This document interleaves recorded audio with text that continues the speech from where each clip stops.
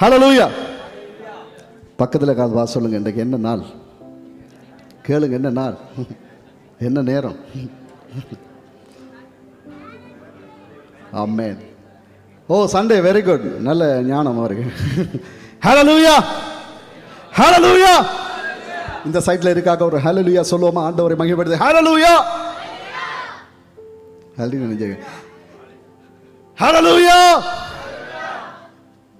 ரெண்டும் சேர்த்து சொல்லுமா? ரெண்டு லைனும் ஹல்லேலூயா, ஆமென். நாங்கள் ஆராதிக்கிற தேவன் அவர் நல்லவராக இருக்கிறார். இந்த கால வேளையிலும் கூட தேவன் நம்மோடு கூட அவர் பேசுகிற தேவனாக இருக்கிறார். எத்தனை பேர் நினைக்கிறீங்க அவர் எங்களோடு கூட பேசுகிற தேவன்? 5 பேர் தான். ஹல்லேலூயா. நீங்கள் பலதரப்பட்ட பின்னணியில இருந்து வந்திருக்கலாம். ஒருவேளை நீங்கள் ரட்சிக்கப்பட்டிருக்கலாம், ரட்சிக்கப்படாமல் இருக்கலாம். ஆனால் ஆண்டவர் இன்றைக்கும் நம்மோடு கூட பேசுகிற தேவனாக இருக்கிறார். ஆமென். ஹல்லேலூயா. இந்த கால வேளையிலும் கூட நான் ஒரு சம்பவத்தை உங்களுக்கு நான் காண்பித்து நாங்கள் மற்ற காரியங்களுக்குள்ளே நாங்கள் போகிறோம். ஆண்டவர் எங்களோடு கூட அவர் இடைப்பட வல்லமை உள்ள தேவனாக இருக்கிறார். எங்களுக்கு தெரியும் ஏதேன் என்கிற ஒரு தோட்டம் இருந்தது. எத்தனை பேருக்கு தெரியும் ஏதேன் தோட்டம்? ஏதேன் தோட்டம், ஏதேன் என்கிற தோட்டத்தை தேவன் உருவாக்குகிறார், அதை படைக்கிறார், அதை சிருஷ்டிக்கிறார். சிருஷ்டித்த பிற்பாடு அங்கே என்ன செய்கிறார்டா, எல்லா விருட்சங்கள், நல்ல பழங்கள், நல்ல மரங்கள், கனிகள், அதற்கான எல்லா காரியங்களையும் தேவன் ஆயத்தப்படுத்துகிறார். 4 ஆறு அங்கே ஓடுகிறது, சுங்காய் அதில் ஓடுகிறது. அது மட்டுமல்ல, தேவன் எல்லா காரியத்தையும் படைச்சிட்டு கடைசியாக என்ன செய்கிறார்? மனிதனை அங்கே படைக்கிறார். யாரை படைக்கிறார்? மனிதனை படைக்கிறார். மனிதனை படைத்த பிற்பாடு ஆண்டவர் சொல்லுகிறார், நீங்கள் எடுத்துக்கொள்ளலாம், ஆதியாகமம் 2வது அதிகாரம். ஆதியாகமம் 2வது அதிகாரம். ஓகே, ஆதியாகமம் 2வது அதிகாரம் 20வது வசனத்தில் இருந்து வாசிங்க. 20, 21. ஆதியாகமம் 2வது அதிகாரம் 20, 21. ரைட். அப்படியே ஆதாம் சகல நாட்டு மிருகங்களுக்கும், ஆகாயத்து பறவைகளுக்கும், சகல காட்டு மிருகங்களுக்கும் பெயரிட்டான். ஆதாமுக்கோ ஏற்ற துணை காணப்படவில்லை. அப்பொழுது தேவனாகிய கர்த்தர் ஆதாமுக்கு அயர்ந்த நித்திரை வர பண்ணினார். அவன் நித்திரை அடைந்தான். அவர் அவன் விலா எலும்பிலே ஒன்றை எடுத்து அந்த இடத்தை சதையினால் அடைத்தார். அதன் பிற்பாடு நாங்கள் பார்க்கிறோம் 24வது வசனத்திலே, இது நிமித்தம் புருஷன் தன் தகப்பனையும் தாயையும் விட்டு தன் மனைவியோடு இசைந்திருப்பான், அவர்கள் ஒரே மாம்சமாக இருப்பார்கள். இங்க நீங்க பார்த்தீங்கன்னா ஆண்டவர் படைப்பிலே அவர் முதலாவது ஒரு பினிஷிங்கை, அல்லாவிட்டால் ஒரு பூரணத்தை எப்படி கொண்டு வருகிறார்டா, மனிதனுடைய படைப்பல்ல, ஆண்டவர் கணவனையும் மனைவியையும் தேவன் அங்கே படைக்கிறதை நாங்கள் பார்க்கிறோம். இன்றைக்கு ஆண்டவருடைய வாழ்க்கையிலே எல்லா காரியத்தையுமே தேவன் உங்களுக்காக செய்திருக்கிறார். எல்லா விஷயத்தையும் செய்திருக்கிறார். இதான் ஏதேன் எங்களுக்கு கற்றுத்தருகிறது என்னடா, உங்களுக்கான எல்லா காரியத்தையுமே ஆண்டவர் ஏற்கனவே படைத்து விட்டார். பக்கத்தில் பார்த்து சொல்லுங்க, உங்களுக்கான எல்லா காரியத்தையும் ஆண்டவர் ஏற்கனவே செய்து முடிச்சுட்டார். சொல்ல மாட்டீங்களா? எல்லாரும் உங்களை பார்க்க பிரசங்கம் கேட்குற மாதிரி தெரியல. அடுத்த ப்ரோக்ராம் என்ன நடக்க போகுது, அடுத்தது என்ன, இன்றைக்கு என்ன சாப்பாடு, அப்படின்ற மாதிரி இருக்கு உங்களுக்கு. அப்படியா? சாப்பிட்றதுக்கு ரெடியாக இருக்கிறவங்க, ப்ரோக்ராமுக்கு ரெடியாக இருக்கிறவங்க, ஓகே, வசனத்தை கேட்கறதுக்கு நிற்கிறோம். 5 பேர், 6 பேர், 10 பேர். ஹல்லேலூயா. ஆண்டவர் ஏதேனில் என்ன செய்கிறார்டா, எல்லாத்தையுமே அவர் படைத்து அந்த இடத்திலே ஒரு திருமணத்தை தேவன் செய்து வைக்கிறார், அவர்களுக்கான எல்லா காரியத்தையும். ஆனால் நீங்கள் பார்த்தீங்கன்னா 3வது அதிகாரம் 2வது அதிகாரம் முடிஞ்சு 3வது அந்த முதல் வசனத்தில் என்ன நடக்குதுண்டா, பிசாசு வருகிறான். யார் வருகிறது? பிசாசு வருகிறான். அங்கே அழகான இடம், நல்ல வெதர், நல்ல சீசன், நல்ல குளிர்ச்சியான இடம், தேவனோடு பேசுகிற ஒரு இடம், தேவனோடு சம்பாஷிக்கிற ஒரு இடம், எந்த குறைவுமே இல்லை. அவளுக்கு நிம்மதி இருக்கிறது, சமாதானம் இருக்கிறது, ஆரோக்கியம் இருக்கிறது, அவளுக்கு உணவு இருக்கிறது, அவளுக்கு வேலை இருக்கிறது, நல்ல இயற்கை காட்சிகளை பார்க்கிற அவங்களுக்கு எந்த டைம் இருக்கிறது. ஆனால் ஒரே ஒரு விஷயம் நடக்கிறது, அங்கே பிசாசு வருகிறான். வந்து என்ன நடக்குதுன்னா, அந்த பழத்தை அவர்கள் புசிக்கிறார்கள். இந்த கவனிங்க, சிலருடைய வாழ்க்கையிலே, குடும்பத்துக்குள்ளே இதுதான் இன்றைக்கு நடந்திருக்கிறது. தேவன் இதை உங்களுடைய வாழ்க்கையிலே உடைத்து அனுப்ப வல்லமையுள்ள தேவனாக இருக்கிறார். இங்க நீங்க பாத்தீங்கன்னா அங்கே ஒரு காரியம் நடக்கிறது. பிசாசு வந்து 2 பேரையும் பிரிக்கிறார். ஒருவரை ஒருவர் குற்றம் சாட்டுகிறார்கள். ஒருவரை ஒருவர் அவர்கள் குற்றம் சாட்டுகிறார்கள். நான் அல்ல, நீதான், நீ இல்ல, இல்ல நான் தான் என்று சொல்லி அவர்கள் ஒருவரை ஒருவர் குற்றம் சாட்ட வலிக்கிட்டார்கள். அது மட்டுமல்ல, அந்த தேவ பிரசன்னத்தில் இருந்தவர்கள் பிரசன்னத்தை உணர முடியவில்லை. நிர்வாணிகள் என்று அவர்கள் அறிந்து கொண்டார்கள். அவர்களால் தேவனுடைய அந்த பிரசன்னத்தை, அவருடைய திட்டத்தை புரிந்து கொள்ள முடியவில்லை. இதனால என்ன நடந்தது பார்த்தீங்கன்னா, அவர்கள் அந்த அழகான அந்த இடத்தை விட்டு வெளியிலே துரத்தப்பட்டார்கள். இன்றைக்கு சில குடும்பங்கள் உங்களுக்கான அந்த பிளஸ்ஸிங்கை நீங்கள் இழந்து அப்படியே அந்தரத்தில் நீங்கள் நிற்கிறீங்க. உங்களுக்கான அந்த ஆசீர்வாதத்தை இழந்து நீங்கள் என்ன செய்வதென்று தெரியாமல் நீங்கள் அப்படி கூணி குறுகி போய் அடுத்த கட்டம் என்னவாக போகுதுன்னு நீங்கள் சிந்தித்து கொண்டிருக்கிறீங்க. என்ன நடந்தா பார்த்தீங்கன்னா, அவங்களுடைய 2 பிள்ளை பிறக்கிறார்கள், காயின், ஆபேல். இந்த பாவத்து நிமித்தமாய் இவர்கள் தேவனுக்கு கொடுக்க வேண்டிய டைமை கொடுக்கல, தேவனுக்கு கொடுக்க வேண்டிய காரியத்தை கொடுக்கல, தேவன் அவங்களுக்கு மேல வச்சிருந்த திட்டத்தை அவர்கள் நிறைவேற்றல. மாறாக அவர்கள் பிசாசுக்கு தங்களுடைய செவிகளை கொடுத்தார்கள். அதனால பிசாசுக்கு கீழ்ப்படிந்தார்கள். முதலாவது டெத் நடக்குது, மரணம் நடக்குது. அவர் சொன்னார், நீங்க சாகவே சாவதில்லை. ஆனால் எப்பொழுது மனிதர்கள், குடும்பம் இன்னும் ஒரு ஆளுக்கு இடத்தை கொடுத்ததோ, எப்ப அந்த ஹேப் வந்ததோ, எப்ப அந்த இடைவெளி வந்ததோ, அப்பொழுது எல்லாம் பினிஷ், முடிஞ்சு போச்சு. நீங்க பாத்தீங்கன்னா, குடும்பமாக இருந்தார்கள், வேதனையோடு தான் இருந்தாங்க. சாபம் முள்ளும் குறுக்குமாக இருக்கும். நீ வியர்வை சிந்த வேண்டும், நீ வேதனையோடு பிள்ளை பெற வேண்டும். இந்த சுமைகளோடு அவர்கள் வாழ்ந்து கொண்டிருக்கிறார்கள். இதுல இருந்து ஒரு விடுதலை இல்லையா? இதுல இருந்து ஒரு வெற்றி இல்லையா? இதுல இருந்து ஒரு மீட்பு இல்லையா என்று கண்ணீரோடு ஒவ்வொரு நாளும் ஏதோ ஒரு பிரச்சனை நடக்குது, ஏதோ ஒரு காரியம் நடக்குது, ஏதோ ஒரு குறைவு நடக்குது, ஏதோ ஒரு காரியம் நடந்து கொண்டே இருக்குது. இதுக்கு முடிவில்லையா? இதுக்கு முடிவில்லையா? ஆனால் கிறிஸ்தவ வட்டாரம், சபை இதுக்கு எப்படி ஆயிட்டா அட்ஜஸ்ட் பண்ணி வாழ்றதுக்கு பழகிட்டு இதெல்லாம் நடக்கும். No no no no. பக்கத்தில் காப்பா சொல்லுங்க, திட்டத்துக்குள்ள வந்துருங்க, ஆண்டவுடைய திட்டத்துக்குள்ள வந்துருங்க. சொல்றீங்களா? ஆண்டவுடைய திட்டத்துக்குள்ள வந்துருங்க. எல்லாரும் சேர்ந்து சொல்லுவோமா? பாத்தீங்கன்னா, இவர்கள் விழுந்து அப்படியே போனார்கள், விழுந்து போனார்கள். இயேசு கிறிஸ்து இந்த உலகத்துக்கு வருகிறார். இயேசு கிறிஸ்து இந்த உலகத்துக்கு வருகிறார். ஆதாமுடைய அந்த சந்ததி அப்படியே பாவமாகவே இருக்குது. தாவீது சொல்லுகிறார், என் தாய் என்னை கற்பத்தில் உற்பத்தியாகினாள், பெற்றெடுத்தாள். எல்லாமே அப்படி ஆகிற பொழுது இயேசு கிறிஸ்து இந்த உலகத்துக்கு வருகிறார். அவர் வந்து ஒரு காரியத்தை செய்கிறார். சிலுவையிலே அவர் உங்களுக்காகவும் எனக்காகவும் அவர் பலியாகிறார். தம்முடைய உயிரை எங்களுக்காக அவர் கொடுக்கிறார். கொடுத்ததுனால என்ன நடந்தது என்றால், ஒரு பெரிய ஒரு விடுதலை, ஒரு மீட்பு எங்களுக்குள்ளே உண்டாயிற்று.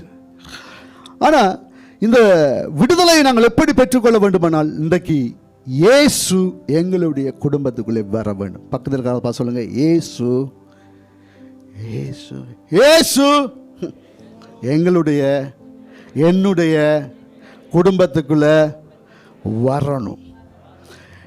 ஏதெனில் அதான் அந்த ரக்ஷர் இருந்துச்சு. எப்படி என்றா, ஆதாம், ஏவாள், தேவன்.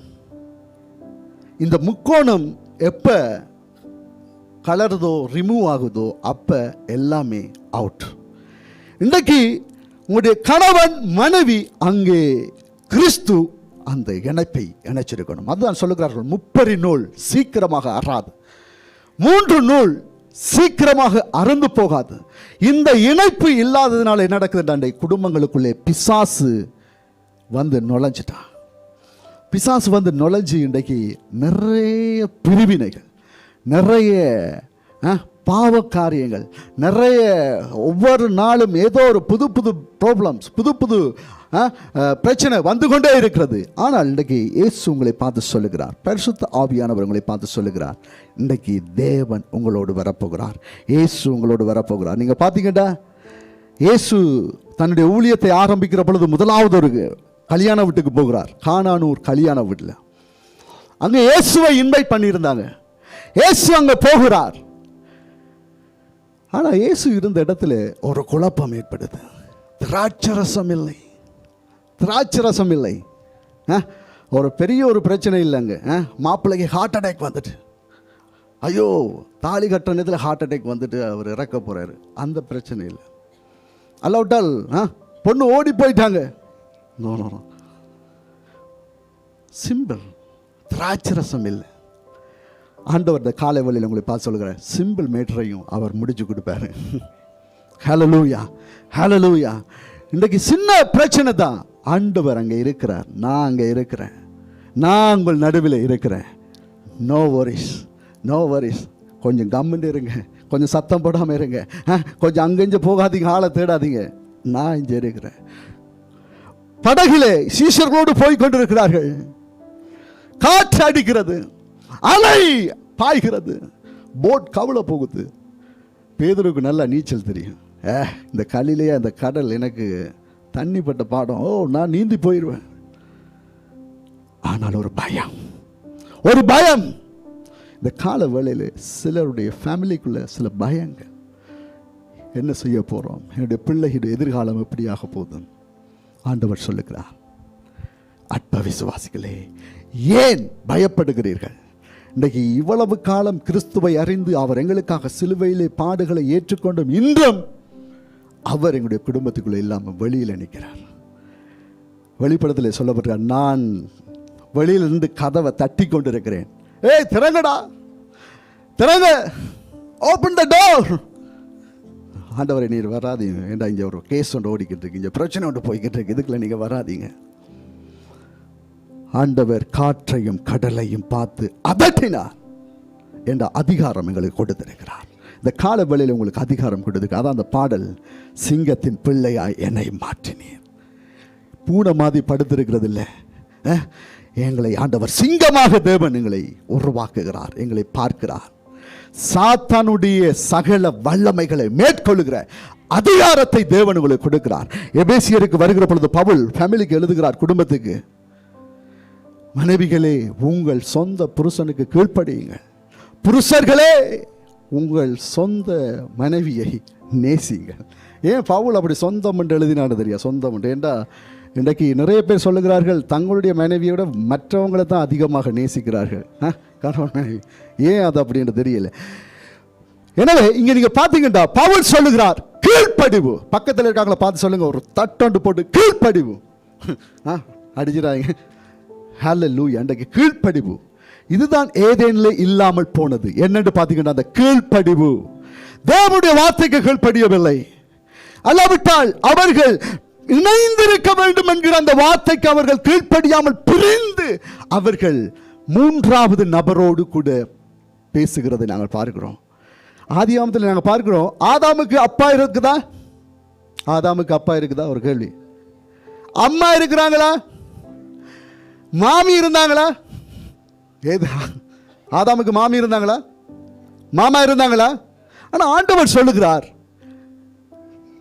இது நிமித்தம் அப்பாவும் இல்லை, அம்மாவும் இல்லை, மாமியாருமே இல்லை. ஆனால் ஆண்டவர் சொல்லுகிறார், இது நிமித்தம் புருஷனானவன் தன் தாயையும் தகப்பனையும் விட்டு மனைவியோட சேர்ந்திருக்கிறது. ஆண்டவர் தீர்க்க தரிசனமாக சொல்லுகிறார், தீமையத்தை சிரிக்கிறார். ஓகே, நீங்க பார்த்தீங்கன்னா இந்த நேரத்தில் என்ன நடக்குதுண்டா, இதே விஷயத்தை பவுல் எபேசியருக்கு கொண்டு வருகிறார். எபேசியருக்கு கொண்டு வருகிறார். இதே அந்த தீர்க்க தரிசன வார்த்தையை கொண்டு வருகிறார். அன்றைக்கு மூன்றாவது நபர்கள் குடும்பத்துக்குள்ளே வருகிற பொழுது நிறைய ப்ராப்ளம்ஸ். அதான் சொல்லுவார்கள், ஒரு ஆணுடைய வளர்ச்சிக்கு பின்னால ஒரு பெண் இருப்பாள், ஆனால் ஆணுடைய தோல்விக்கு பின்னால 2 பெண்கள் இருப்பார்கள். இந்த நீங்க பாத்தீங்கன்னா ஆண்டவர் இப்படியே சொல்லிட்டு, அதான் பவுல் இப்படியே எபேசிய சபைக்கு சொல்லிட்டு 5வது அதிகாரத்துக்கு வருகிற பொழுதுகிறார், சொல்லுகிறார், உங்களுடைய போராட்டம் மாம்சத்தோடும் இரத்தத்தோடும் அல்ல, வான மண்டலங்களில் இருக்கிற பொல்லாத ஆவிகளின் சேனைகளோடு உங்களுக்கு போராட்டம் என்று. அதனால நீங்க என்ன செய்யுங்க, சர்வாயுத வர்க்கத்தை நீங்க தரித்துக் கொள்ளுங்க. சர்வாயுத வர்க்கத்தை தரித்துக் கொள்ளுங்கள். இன்றைக்கு ஃபேமிலி என்பது ஒரு போராடுகிற மாதிரி, ஒரு போர்க்களத்தில் இருக்கிற ஒரு ரோம படைவீரன் மாதிரி நிறைய பிரச்சனைகள் வரும். ஆனால் ஆண்டவர் எங்களுக்கு ஆயுதங்களை கொடுத்திருக்கிறார். அவருடைய வார்த்தை, விசுவாசம், ரட்சிப்பு, இவைகளை தேவன் கொடுத்திருக்க. இவைகளை நாங்கள் அணிந்து கொள்ளாமல் இன்றைக்கு என்னண்டா எங்களுடைய மாம்ச எண்ணங்களிலே நாங்கள் வாழுகிறோம். இன்றைக்கு ஒருவேளை மாம்சத்திலே உங்களுடைய தீர்மானங்கள், மாம்சத்திலே காரியங்களை நீங்கள் எடுக்கிறீங்கடா, ஃபெயிலியராக போகும். ஆண்டவரோடு கூட நீங்கள் ஆலோசனை பண்ணுங்கள். உங்களுடைய தலைவர் ஆண்டவராக இருக்க வேண்டும். அப்பொழுது தேவனுடைய வாழ்க்கையில பெரிதான காரியங்களை செய்வான். அதே போல பவுல் சொல்லுகிறார், 6ஆம் அதிகாரத்துக்கு வருகிற பொழுது அந்த எபேசியர்ல அவர் சொல்லுகிறார், பிள்ளைகளே உங்களுடைய பெற்றோருக்கு கர்த்தருக்கு கீழ்ப்படியுங்கள். இது நியாயம், இது அநியாயம் இல்லை, இது நியாயம். இன்றைக்கு நிறைய பேர் நாங்கள் கீழ்ப்படியாமல் இருக்கிறபடினால் அதே வசனம் சொல்லுகிறது, உங்களுடைய வாழ்நாள் நீடித்திருப்பதற்கும் நீங்க அதிக காலம் இந்த பூமியில் இருக்கணும் என்றால் தாயையும் தகப்பனையும் நேசிங்க. ஆஹோ, எங்களுக்கு தாய் தகப்பன்மாருக்கு சந்தோஷமா இருக்கு. ஆனா கீழே சொல்லுகிறார், பெற்றோர்களே, பிதாக்களே, உங்கள் பிள்ளைகளை நீங்கள் என்ன செய்யாதீர்கள், கோபமூட்டாதீர்கள், எந்த நேரமும் நச்சரிச்சுக்கிட்டு இருக்காதீங்க, அவர்கள் மேலே சாபமான வார்த்தைகளை நீங்க விட்டுறாதீங்க என்றதுல பவுல் கவனமாக இருக்கிறார். வீட்டை போய் நீங்க வாசிச்சு பாருங்க. நான் சில வயதானவர்களுக்கு நான் தாழ்மையாக சொல்லுகிறேன், 65-70 வயதாயிட்டா உங்களுக்கு நிறைய எக்ஸ்பீரியன்ஸ், நிறைய அனுபவம், நிறைய காரியங்களை நீங்க பார்த்துருப்பீங்க. ஆனா அது அவ்வளத்தையும் நீங்க கொண்டு வந்து புகுத்துறன்னு சொல்லி தேவையற்ற வார்த்தைகளை நீங்கள் பிள்ளைகளுக்கு நேராக விடாதீங்க. இந்த கால வேளையில் ஆண்டவர் உங்களை பார்த்து சொல்லுகிறார், உங்களுடைய வார்த்தைகளை நீங்கள் கொஞ்சம் அடக்குங்க. இன்றைக்கு நீங்கள் பார்த்தீங்கன்னா நிறைய ப்ராப்ளம்ஸ் நான் கேள்விப்படுகிறேன் சபைக்குள்ளே. வயதானவங்க அப்படி பேசுகிறாங்க, அவங்களுடைய வார்த்தை இப்படி வருகுது, சில வாய்ஸ் மெசேஜ். அப்போ ஆளை பார்க்க தெரியல. Don't do that. அதை செய்யாதிருங்கள், அதை செய்யாதிருங்கள். ஏண்டா பிள்ளைகள் பிளஸ் பண்ணுங்க. உங்களுக்குள்ளே இருந்து வருகிற வார்த்தை ஆசீர்வாதமான வார்த்தையாக வரட்டும். ஆபிரகாம் தன்னுடைய பிள்ளைகளை ஆசீர்வதித்தான். அப்படியே சந்ததி சந்ததியாய் பெருகி கொண்டு போனது. நான் ஒரு வார்த்தை உங்களுக்கு சொல்லுகிறேன், நீங்கள் நிறைய பெற்றோர்கள் சொத்து பத்துக்களை நீங்கள் பிள்ளைக்கு சேர்த்து வைக்கிறீங்களோ வைக்கலையோ நோ ப்ராப்ளம். ஆனால் சாபங்களை சேர்த்து வைத்து விட்டு போகாதீர்கள், சாபங்களை சேர்த்து வைத்து விட்டு போகாதீர்கள். அவங்க பாவம், பிளஸ் பண்ணுங்க. ஆண்டவர் ஆசீர்வதிக்கிற தேவனாக இருக்கிறார். இந்த கால வேளையில கூட நான் முடிக்க போகிறேன். ஒரு சில தலைமைத்துவங்களை நான் உங்களுக்கு சொல்லிவிட்டு நான் கடந்து செல்ல விரும்புகிறேன். ஆண்டவர் இன்றைக்கு எதிர்பார்க்கிறார் எப்படியான குடும்பங்கள் இருக்க வேண்டும் என்றால், இன்றைக்கு வந்து பிள்ளைகள் பெற்றோருடைய அந்த சாக்ரிஃபைஸ், அந்த தியாகத்தை இன்றைக்கு அண்டர்ஸ்டாண்ட் பண்ணணும், அதை புரிந்து கொள்ள வேண்டும். இன்றைக்கு பெற்றோர் எப்படியான காரியங்களை பிள்ளைகளுக்கு செய்கிறார்கள் என்று தெரியல, மறந்து போகிறார்கள். அது ஒரு வேலை, அது அவங்களோட வேலை. ஏன் என்ன பெத்த, ஏன் நான் உன்னை பெற சொன்னா, இந்த வார்த்தைகளை இன்றைக்கு கேட்டு பெற்றோர்களுடைய தியாகத்தை இன்றைக்கு மறந்து போகிறார்கள். அது மட்டுமல்ல, பிள்ளைகளுக்கு சில டியூட்டிஸ், அதாவது சில கடமைகள் இருக்கிறது இன்றைக்கு, அவைகளை நான் வேகமாக பார்க்கிறேன். அதே போல் இந்த நவீன காலத்தில் சில ப்ராப்ளம்ஸ், நவீன காலத்தில் சில குடும்பங்களுக்குள்ளே சில பிரச்சனைகள் இருக்கிறது, அதை நாங்கள் வேகமாக பார்க்கலாம். இன்றைக்கு நீங்கள் பார்த்தீங்கன்னா அதான ஒப்புரவாகுதல், பிள்ளைகளோடு பெற்றோர் ஒரு கனெக்ஷன், ஒரு ஒற்றுமை இருக்க வேண்டும். எந்த குடும்பத்துக்குள்ளேயும் ஒற்றுமை இல்லாமல் அடுத்த கட்டத்தில் எந்த காரியம் இல்லை. இங்க இருக்கீங்களா? இங்க பாருங்க, இங்க கவனிங்க.